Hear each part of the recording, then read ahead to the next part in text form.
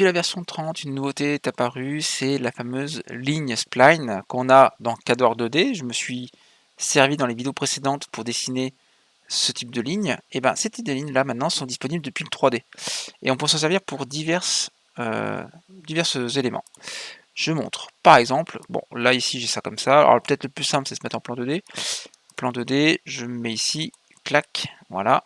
Et là, je peux faire par exemple, alors avant, je conseille si je veux prolonger, avoir ma ligne spline qui va jusqu'au bout, je conseille de faire juste un petit cercle, par exemple 3 points, genre 1, 2, 3 pour prolonger, on va dire assez bien, on va dire cette partie de courbe pour aller jusqu'ici, et simplement copier 6 le nœud ici pour l'avoir en extrémité, faire la même chose de l'autre côté, trait construction, cercle 3 points, 1, 2, 3, et ce nœud, je le copie au bout. Voilà, donc là c'est bon.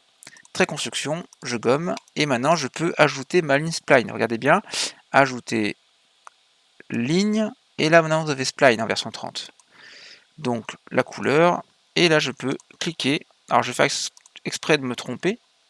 Voilà, vous voyez, il casse la courbe. Ce ne sont pas des cercles en fait, ce sont vraiment des splines.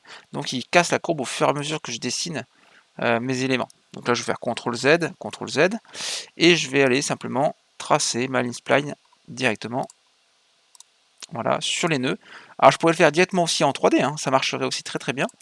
Là je trouve qu'en plan 2D c'est plus pratique, mais le 3D fonctionnerait aussi. Ok, voilà, et voilà.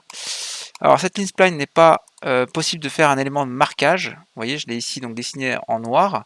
Je peux l'activer là. Alors pour les tirer, je ne peux pas. C'est pour ça que je conseille d'abord de prolonger les points pour avoir assez de longueur. Et ici, dans modifier, je ne peux pas dire marquage, que je vais faire du marquage sur cette pièce. Donc voilà, voilà des choses à savoir. Par contre, ça s'exporte bien en 2D. Si je fais un export, je vais mettre en plan 2D comme ça, hop là.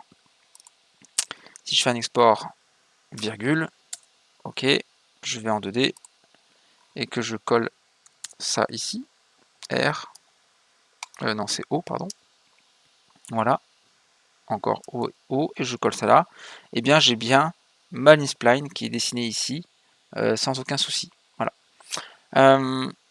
Autre cas d'école pour utiliser la ligne spline, simplement on peut s'en servir pour créer par exemple une surface gauche par exemple. Donc là j'ai un 3D, j'ai ici des nœuds,